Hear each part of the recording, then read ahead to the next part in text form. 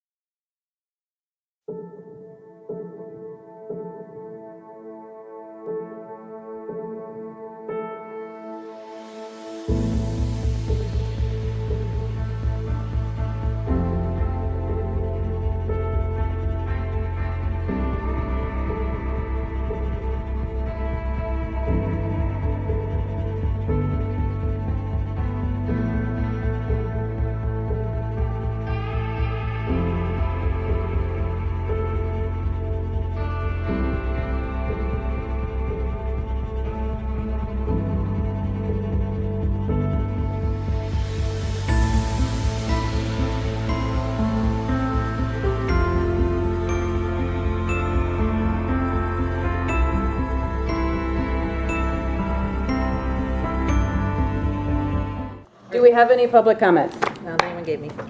Seeing none, let's move on to our procedural actions. At this time, the board can sign up for which committees they would like to be on, which we just talked about very briefly. So the committee sign up here, go to town, it's pretty self-explanatory. They're on around on each side, just pass them around.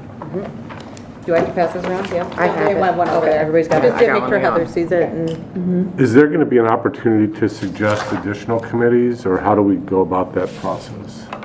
That would be an agenda item we can talk about, so we can't necessarily add, these committees are called out in their, in, I think, the administration policies, but from an ad hoc standpoint, that would be an agenda item.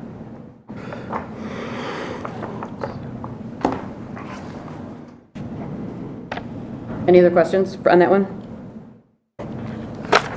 Establishment of board meeting dates, times, and places. The chair will entertain a motion that the regular meetings of the CUSD 201 Board of Education be held as identified on the notice schedule of regular meetings of the Board of Education of Community Unit School District 201 as presented. So moved. Second. Roll call. Dr. Hoover. Yes. Ms. Mill. Yes. Ms. Franklin. Yes. Mr. Horman. Yes. Mr. Marin. Yes. Ms. Conover. Yes. Motion passes. Appointment of IASB representative. The chair will entertain a motion to approve the appointment. Who's speaking? Are we doing Kevin? Kevin, are you this? Is this you? That's fine. Yeah? Didn't you? Yeah, you did it last year, right? Yeah, I did it last year. Yeah. Are That's you- fine. Would you guys like to talk about, anybody else want to be the IASB delegate It's representative? an interesting process. It is super interesting. Carlos did it the year before. Great. So I'm going to restart this motion then. The chair will entertain a motion to approve the appointment of Kevin Marin as Community Unit School District 201's Illinois Association of School Boards Delegate Representative. So moved. Second. Roll call. Ms. Mill. Yes. Ms. Franklin. Yes. Mr. Horman. Yes. Mr. Marin. Yes. Ms. Conover. Yes. Dr. Hoover. Yes. Okay, approval of minutes. The chair will entertain a motion to approve the minutes of the April 14th, 2026 regular meeting of the Board of Education as presented. So moved. Second. All in favor? Aye. Opposed?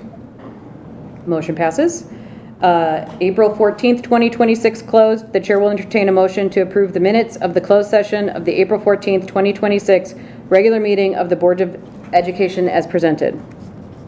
So moved. Second. All in favor? Aye. Aye. Opposed? Motion passes. Consent agenda. The chair will entertain a motion to approve the consent agenda as presented.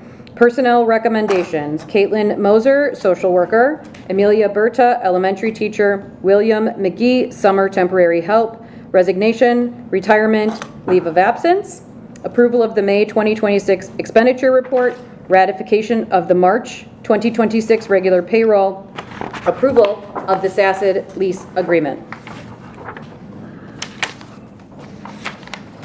So moved. Second. Roll call. Ms. Franklin. Yes. Mr. Horman. Abstain. Mr. Marin. Yes. Ms. Conover. Yes? Mr. Avia. Oops, sorry. Dr. Hoover. Yes. Ms. Mill. Yes. Motion passes. Okay, information and discussion. Summer school. Carla, come on down. It's that time of year. It is. Okay, I can be pretty brief here because it is the exact same as last year. So I For elementary, the programming we have for elementary is June Boost, which is your traditional summer school math and ELA focus, invitation only, incoming 1st through 5th. The initial invites have been sent out to families. Another round of invites will be sent again soon to make sure that we're aiming for up to 90 students in that program. ESY is still finalizing enrollment, and that there's enrollment determined by IEP eligibility criteria for that one. That is pre-K through 5th grade, math and ELA focus. STEM is a really cool one. Steve Ritz does this program, and it is open to all incoming 2nd through 5th grade students. There will be a 2nd and 3rd grade group of 25 kids, and then a 4th and 5th grade group of 25 kids. Invites have been sent, registration is open, and it's open until the first week of May or until all slots are filled, so 25 for each group. And the question always comes up, can my child do STEM and June Boost? And we usually work around that. So we don't want children to miss out on STEM because it's such a cool opportunity. So if that happens to anyone, we can talk through it. So Jumpstart to Kindergarten has been really successful the last couple of years. It's a couple of days in July, and it's for incoming kindergarten students. It's open to all of them, and it's really just gets them a jump start into kindergarten, exactly what it says. Focus on academic readiness, kind of talking about school rules, how to be in school. And it's really helpful for the start of the year. And then Salta Adelante is a super fun program as well. It runs through July 20th through the 30th. This program's really fun, and they do a lot of work with the community, and they do songs, and it's just a really fun time. And it's open to current kindergarten through 4th grade students. There are 33 students in there. And then registration has been extended to May 8th. So it's already out there, but it's just been extended. For junior high, Reading and Math Rising, 6th through 8, which is the same as the June Boost for elementary, essentially. It's a math and ELA focus, and it's for students who are in math and reading intervention. Invites went out on Monday, so yesterday. Step Up for incoming 6th grade, 2 days in July. For our incoming 6th grade students. The date has been shared, but signups have not happened yet. And then Compact 8CC Math is an online learning program for students to make the jump from 7th grade Common Core Math to Math 1 for their 8th grade year. Invites have been sent for that one as well.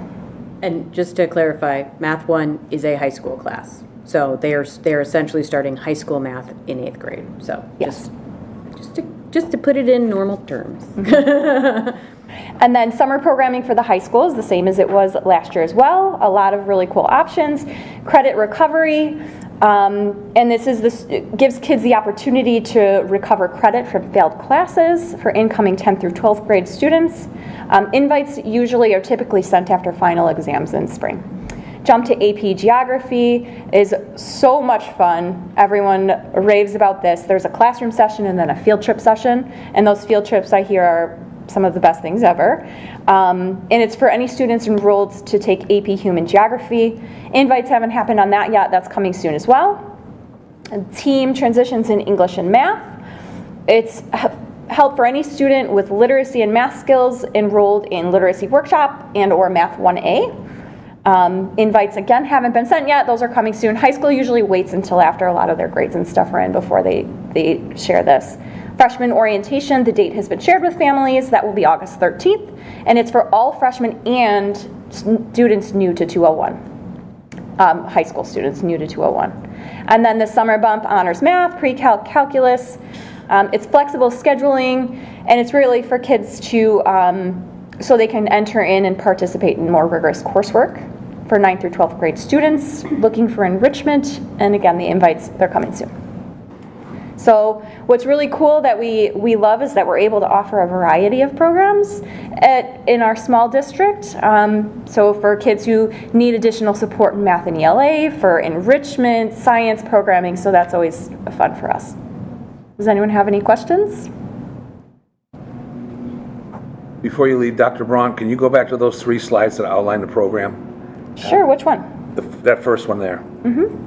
If we just scroll through, this is what we offer. Like Carla just said, from the kids who are most in need to give them academic boost and get them ready to enrichment programs and everything in between. In the summer of 2012, 201 had no summer school.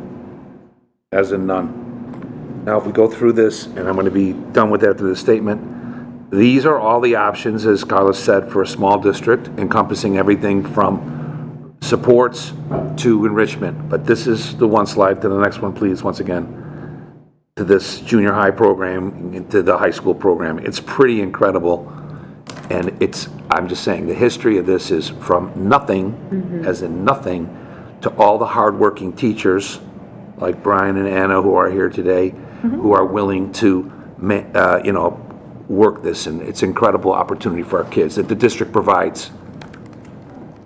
Thank you. And then Carla, what you've done in the past, you plan to do again with, usually in September, you kind of give us like Yes. feedback on what's happened over the summer, a board report, but what for the community, Absolutely. what our program is doing, who enrolled, that Yeah. kind of thing.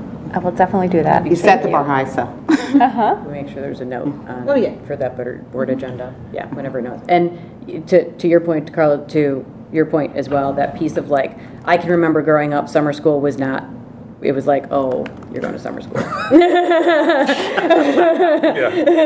Yes. You know, and like, that is not the case here. Like, it is, you continue your education through summer. Like, the beauty of this is that there's something for every kid. We have such a high turnout for it, which do. is like, just fills me up, right? Because we're always talking about, that education is a lifelong thing, and we're trying to teach kids to be learners for life. And I think that it's such an important part of this.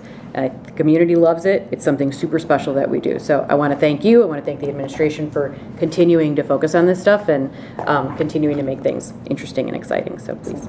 Thank you all. Can I just ask, are Sure. these programs provided at no cost, or is there? It depends on the program.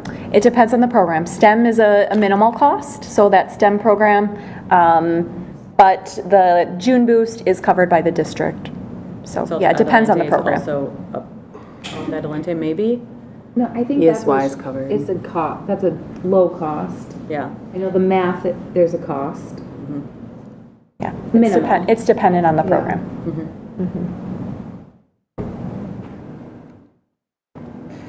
Can you put the next slideshow up? It's 3 slides. Great. Thanks, everybody. Thank you, you, Dr. Carla. Brock. Thank you. Appreciate it. Thank you. Thank you.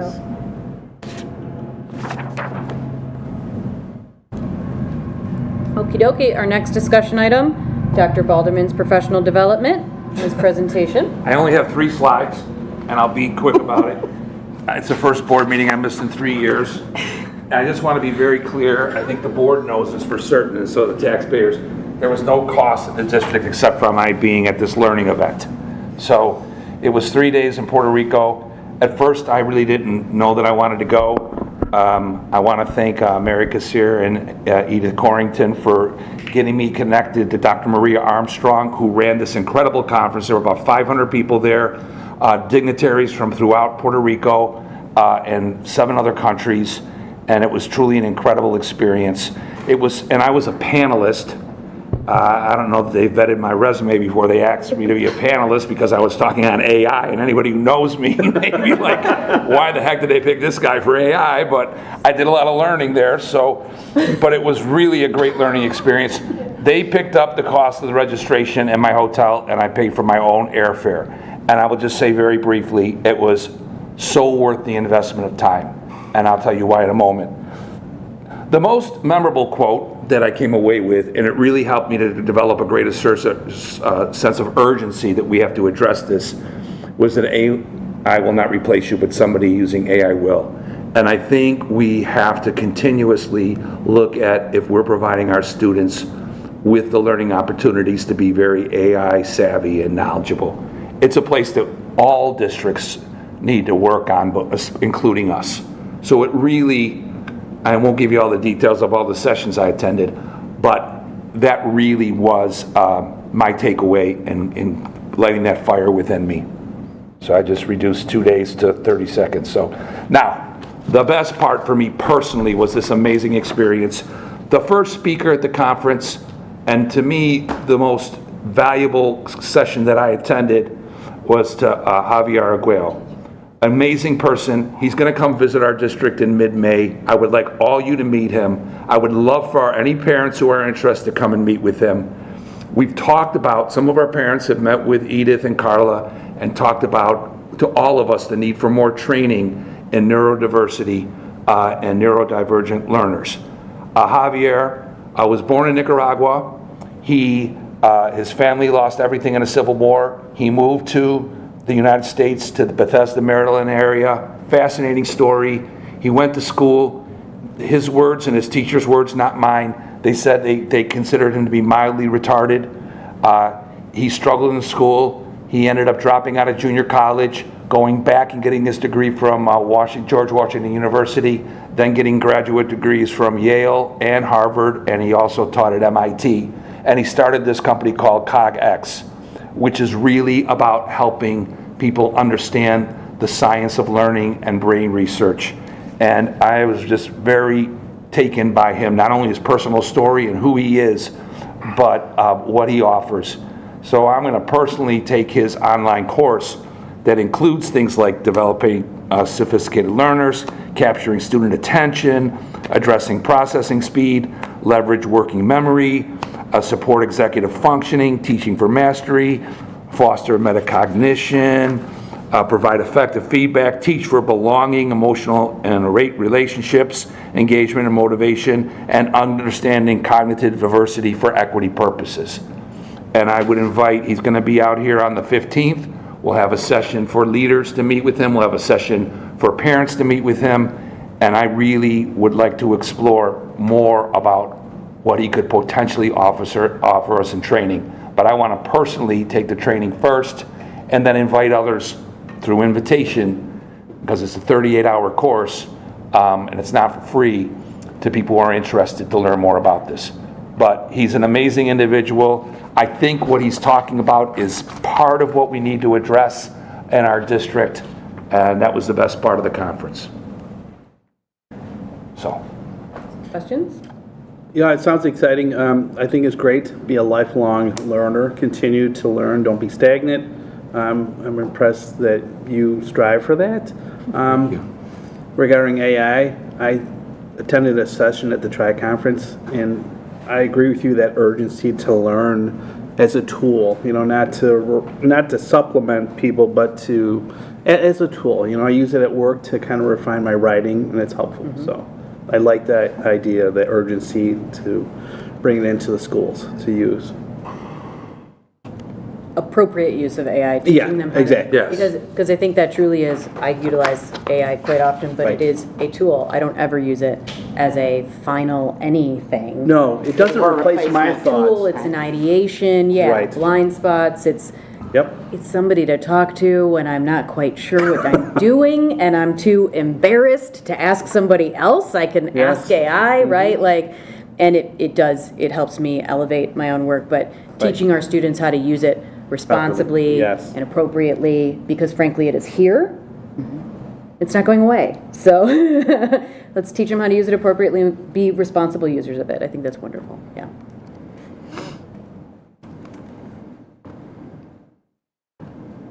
Okay, as always, Jack, thank you. Thanks for letting me go. Yeah, thanks for going, and it's very cool that you were invited. It's super neat. Okay. Moving along to our action items. Approval of the summer school plans for summer 2026. The chair will entertain a motion to approve the 2026 summer school plan as presented. So moved. Second. Roll call? Mr. Horman? Yes. Mr. Marin? Yes. Ms. Conover? Yes? Mr. Avia? Sorry. Dr. Hoover? Yes. Ms. Mill? Yes. Ms. Franklin? Yes. Motion passes. Board action on closed session minutes. So this is a standard practice that we go through every 3 months or so. We'll see this on here. So just to reiterate that. The chair will entertain a motion to approve the board action on closed session minutes as presented. So moved. Second. Roll call. Mr. Marin? Yes. Ms. Conover? Yes? Dr. Hoover? Yes. Ms. Mill? Yes. Ms. Franklin? Yes. Mr. Horman? Yes. Number 3, the destruction of verbatim closed session minutes. Again, these two come together always. So, and it's a standard process that we go through. The chair will entertain a motion to approve the destruction of the verbatim closed session minutes for March 1st, 2024 through August 30th, 2024. So moved. Second. Roll call. Ms. Conover? Yes. Dr. Hoover? Yes. Ms. Mill? Yes. Ms. Franklin? Yes. Mr. Horman? Yes. Mr. Marin? Yes. Number 4, the approval of administrator contracts. The chair will entertain a motion to approve the administrator contracts for the following individuals for the 2027 fiscal year: Mary Kassir, Adam Kordalewski, Samantha Sinovich, and Tiffany Teresi as presented. So moved. Second. Roll call. Dr. Hoover? Yes. Ms. Mill? Yes. Ms. Franklin? Yes. Mr. Horman? Yes. Mr. Marin? Yes. Ms. Conover? Yes.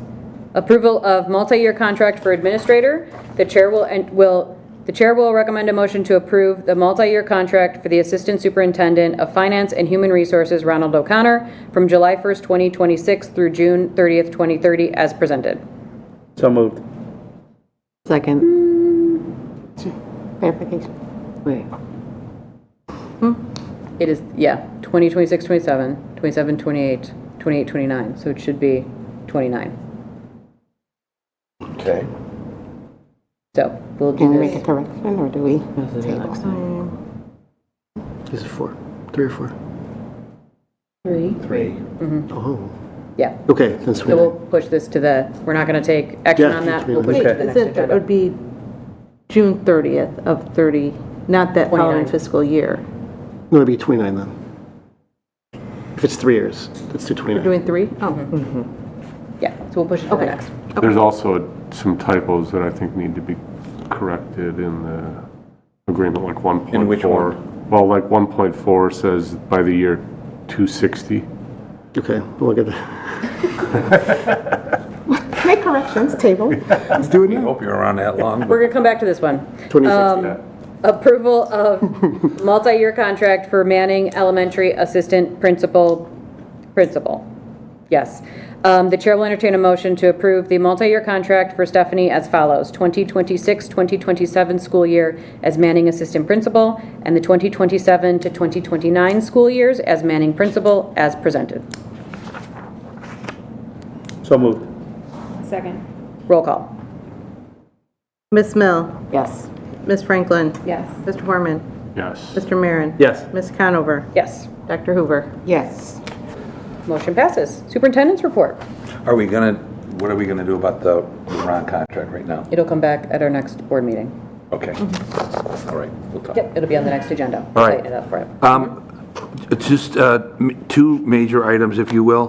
One is, we had the April 28th, today, the meeting with to talk to the community about potential options for building the building. And we have a Zoom meeting tomorrow night that we invite everybody in the community to, and then we have a May 13th meeting. So I would welcome any feedback from the board about tonight's meeting or how we're going to proceed. But I think we had a good turnout tonight, and we'd love to have a great turnout on Zoom tomorrow. How can people get that website? Is that on our website to get the link Yep. for the Zoom meeting tomorrow night? And then we have scheduled another session on May 13th. Can we add that link to like the pop-up or something for tomorrow? I think it is on there. Well, it's, I think the message is on the pop-up, but specifically the like, to join, click here. I think it was a great turnout tonight, actually. More than 50 given- people. Yeah, given where it was. I also think that at the next meeting, and I know this has to be an agenda item, but I hope that we can structure it a little bit differently than the town hall format that we had today, so that we could have some more back and forth between members who might want to talk but can't talk at a meeting like that. So I know that we need to schedule that and put that as an agenda item on how that May 13th meeting will be structured, but I would like to see if there's some way we could figure out how to structure it as a committee meeting instead of a town hall meeting. So can I just speak to that? I would actually push back on that Well, as a. we can't discuss it tonight because it's not on our agenda tonight, so but what Tim is asking for is that it's an agenda item on our next meeting for us to discuss. And we will add it to the next agenda. Tim, if you can send Jack and I what you want it titled and a description for the board. Okay. And then when we get there, it's. That would be on the 28th? Yeah. That, Can I clarify that the next meeting is on May 19th? Yes. In I'm person? sorry. Yeah, Yeah. no. Wait, which next meeting? The next Town hall and ours. in-person town hall listening Yes. and presentation will be on May 19th. Thank you for correcting me, you're right. Not here, is that correct? We have, be here. it was It is tentatively here. It scheduled is. to be here because it's the same night as a board meeting. Okay, perfect. it's the administration's meeting, and so if they decide that we were was full. packed in here, so that might need to be something that the administration can, but Okay. if they're gonna adjust the location for it, then we'll adjust our board meeting location. But we're not going to have, I'm sorry, go ahead. No, I was just asking, part of our ask as a board to have these meetings. I guess it's too hard to do that for that follow meeting, but the ask from the board is to gather information and bring back feedback from those meetings. I know we're talking about timing, so I guess it's something, maybe not an answer now, but to propose how and when we do that so the board can receive that and then discuss. You're talking about when the board receives the feedback from the administration? Right, for these, like, so just, I'm asking that we think about or propose also, like, when administration will be prepared to say, this is what we've gathered. Yeah. The outcome from all of this, so. Can we add So- that, how about if we add that to the next agenda as well? And if you guys can be prepared to answer that piece. Will you be prepared, though, because you just had the meeting? No, I'm not saying be prepared to deliver, Oh, okay. but to When? tell us when Okay. you can deliver it and recommend next steps. Okay. So is this next meeting that's scheduled going to be right before the next board meeting? So Same situation as we did tonight. So then, our next opportunity to put some, I mean, we're going to have to agenda this after that meeting, so, We do not have the time to change these scheduled meetings that are the administration meetings. They're following the direction from the board previously.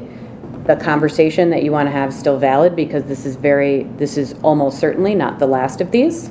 And so it's still fair for us to discuss, A, do we have more? And maybe that is at the next board meeting. And then B, the structural piece. okay.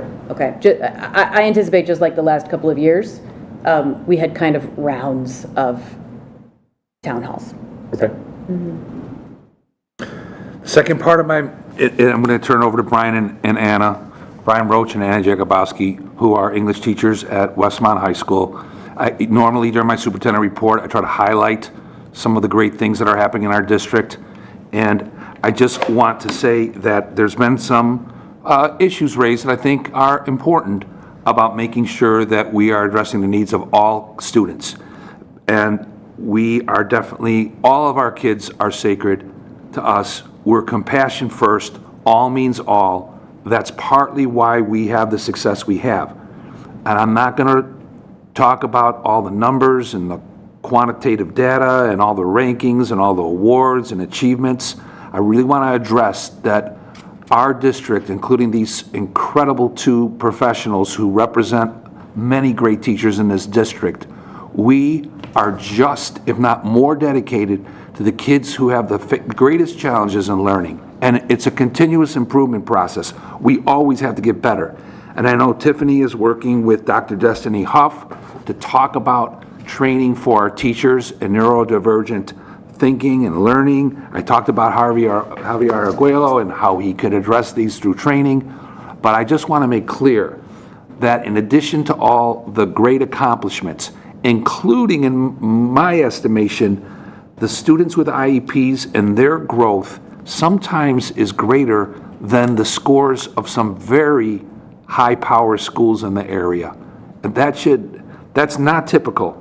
But what I really want to talk about is the qualitative piece for a minute and not just all the accomplishments, the awards, the scores, the stuff that you can put into quantitative data. I want you to hear the stories just briefly from Brian and Anna as the rest of my superintendent's report, because they really exemplify the heart of what we do that doesn't, I think it shows up in the scores, but I want them to just talk for a couple minutes about the work they do with some of our kids who face the greatest learning challenges. So I'm going to just turn over the rest of the time to Brian and Anna. They're going to take just a couple minutes and share some information with you.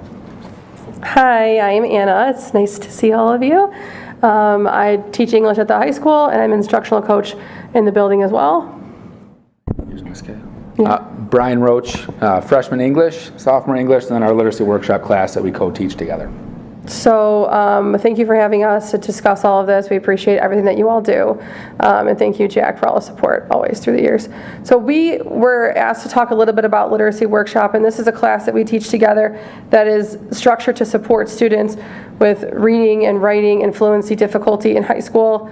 You'd be surprised to learn that even in high school, we are teaching discrete fluency skills to our students because there's difficulty in reading in a fluid way. And so we spend a lot of our time, doing those things and give the kids what they need. And our class is 100% made up of atypical learners. So students with IEPs, 504s, and students who are ELL or English language learners. So just a couple of stories though. I mean, we do always hear about the numbers and how great our scores are and all that, and it's all very true, but the more important thing is like some of the transitions that the kids are making in our classes are huge. I mean, we've had students who come to us like they hate English, they hate reading, I'm not doing this, not, a lot of that kind of behavior. And I have one story from this year with a student, and he was like, I'm not going to read any of this, like you guys, whatever, but now he absolutely loves us and whatever. But so we had this really great moment though that I nearly teared up, but I didn't show him because I was so excited. He came in school, he missed a day, and he came back the next day and he was like, wait, you guys finished the book without me? Like so upset with us. And I was like, wait, you care? What? Oh my gosh, this is like amazing, So I said, well, yeah, because you weren't here. And he's like, well, what happened? I said, do you want to come at lunch and we can like read the book together like at the end? He's like, yeah. And then I didn't have to like hunt him down in the comments and be like, where are you at lunch? Like, come read with me. He came and he had his book and he's like, let's go. I have to see what happens. And then he's like, it's kind of nice this author's like tying up loose ends, but I'm not really sure what happened with the brother. And like that level of critical thinking for a difficult and a person who has a hard time reading, who is a reluctant reader, who hates English, but now tells us English is his favorite class, whatever. That is like the change. Like that's what we see. We continue to have experiences like that, even though we're number 13 in the state out of 665 high schools, but whatever. That's beside the point for proficiency. But we really appreciate like all the support we get. We get a lot of independent reading books and things like that we know our kids want to read. We've been really, Nadine has been super great, Carla has been super great by trying to provide us with those kinds of resources that we have to have stories like this take place. And we're super lucky to have Kevin Weck, who's such a great instructional leader, but this is the kind of stuff that changes readers, that changes the trajectory of their life. And if they're going to spend time or weigh the opportunity cost, that they don't want to do something. Yeah, we had one story that comes to mind. We had a student early in the year. We do a round of a lot of pre-assessments, and one of the pre-assessments was a fluency assessment, and it's called the multi-dimensional fluency scale. A lot of it comes from this researcher named Timothy Rosinski, if you're interested. I got a bunch of information, I can email it to you. Anyways, we sit down with students, we have them read a little passage, and then we can kind of evaluate their reading comprehension as well as their fluency.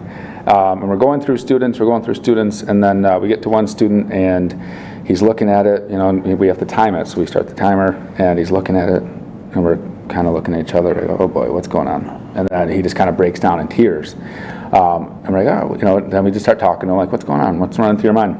And he just kind of looked at us a little teary-eyed, and he said, I don't know what I'm looking at. I can't read it, And just it was one of those moments where you're like, okay, let's look at it, and let's just kind of chunk it and do like a word by word.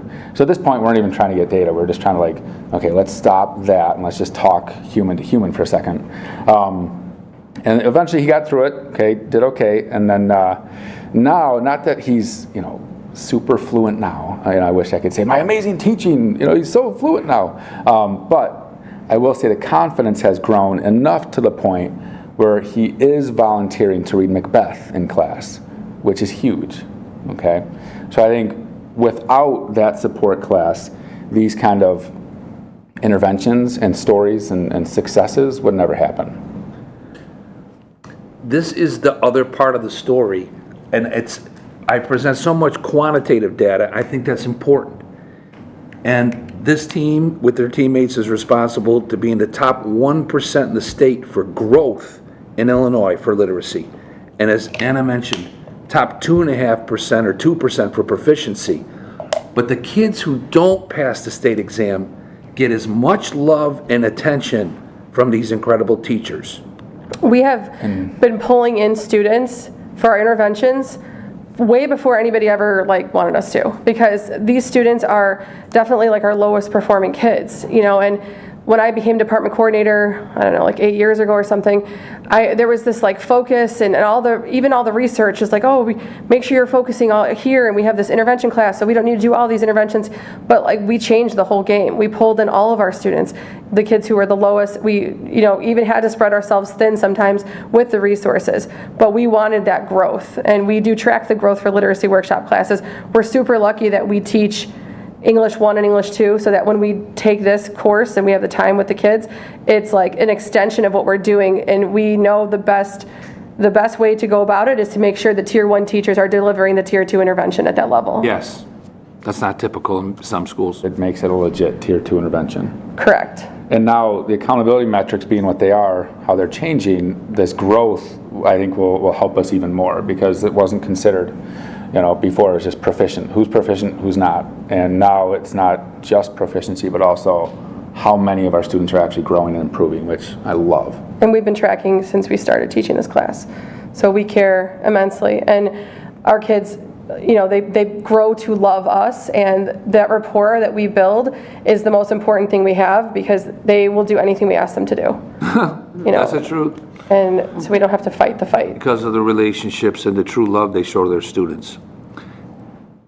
We care just as much about the kids who struggle, even more so in some ways. If they can't pass the state exam, that's not what determines their success per se, but they're going to get a tremendous attention. And Brian and Anna are two remarkable examples, but they're not the only ones in this district who have that level of commitment. Absolutely not. It's not easy. I mean, there are days we are on our own phones calling students at home and telling them to get here. Class has started and I need you here in 8 minutes. Right now, let's go. We've had moments where we've left ourselves to go pick them up. Because as you might imagine, some students who are struggling are students who don't think they need to be there. So we definitely, they think we're a little crazy. It's okay though. We're fine with that. We have to get better, always. We have to commit to continuous improvement. These two, after they won the 4 Award and Blue Ribbon Award, and after we were exemplary every year and 10 out of 10 and all these awards, they were selected by the Illinois Principal Association to do training for other teachers in the state. What did they do? Literally went and read 13 books on assessment. So that's the real hallmark of our team, is we have to do this, get better, keep learning, continuous improvement. But I just really need to say, beyond the awards and the scores, the dedication of so many of the teachers in this district to the kids who need the greatest support is incredible. I think I'm not going to say we're the only district, but there's nobody doing it better that way. And yes, we need to get better, and we will, through training and continuous improvement efforts. But they're examples of what we're really most proud of, and that is a commitment that every student is sacred, including those who are struggling mightily with their learning. Thank you. Westmont students are the best. They're the easiest kids to work with, so we're very lucky for that. Thank you for being here. Thank you. Thank you. Thank you. Any board reports this evening? I just want to bring up, I went to Matilda Junior play, Westmont Junior High School. Yes. Some very talented junior high students, very good play. I want to thank the faculty that guided the students and ran the play. Very good play, so thank you.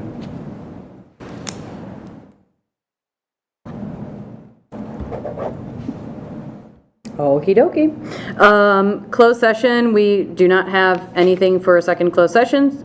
Do we have any public comment? Okay, no public comment. We're going to move past that too. Moving on to future meetings and events. Our preschool screening is coming up April 29th at 8 a.m. Also April 29th, it is a SIP day. check with your building regarding your specific dismissal time, because they're all a little different. Also, April 29th, busy day. The Westmont High School Band and Choir Concert is taking place at Westmont High School at 7 p.m. And lastly, on April 29th, we've got our Facilities Capital Planning Listening Session via Zoom, happening at 6:30 p.m. On May 4th, we have the Westmont High School Honors Recital at 6 p.m. at the high school. Our next, yeah, Are you talking about the May 13 board meeting? That's a Wednesday. it's on here as the 19th. Yes, the facilities capital planning. I'm talking about the next one. Well, the athletic Needs an committee, that's edit. what I'm, the athletic This committee isn't- is May 13th. May 13, but this says there's a board meeting May Yeah. 13 at Village Hall. That's incorrect. Oh, we see. Yeah. It's that's the athletic meeting on May At the 13th. high school. Yes, at the high school. At 6 p.m. Okay. Okay. So, Facilities Capital Planning Listening Sessions, May 19th, 5:30 p.m., scheduled for Village Hall. If the administration wants to adjust that, we will do appropriate notice, immediately followed by the next scheduled regular meeting of the CUSD 201 Board of Education at 6:30 p.m. And then on May 13th at 6:30 p.m., we have our athletic meeting at the high school. It's calendared for 6 p.m., but I don't. Okay. Is that good or no? Either way, if we want to stick to that 6:30 time slot is when all our meetings are, that's, I mean, We will clarify and Yes. update the district calendar. great. Yep. Do you have a preference? No preference. Does anybody?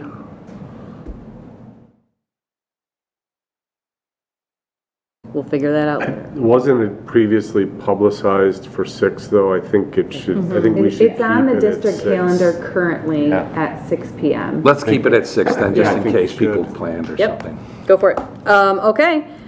There's no other current information, so the chair will entertain a motion to adjourn the April 14th, 2026 regular meeting of the Board of Education. So moved. Second. All in favor? Aye. Aye. Opposed? Motion passes. Contract.